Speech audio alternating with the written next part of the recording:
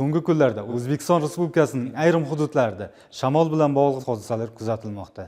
Baxtsiz hodisalarning oldini olish maqsadida fuqarolarimizdan so'rab qolardikki, transport vositalarini daraxtlar, reklama bannerlari yonida saqlamasliklarini. Shuningdek, shamol hodisasi kuzatilganda farzandlarni batutlar, ko'ngilochar attraksionlarga chiqarish juda xavfli hisoblanadi. Kuchli shamol vaqtida ota-onalarga farzandlarini nazoratsiz qoldirmaslikni tavsiya etib qolamiz.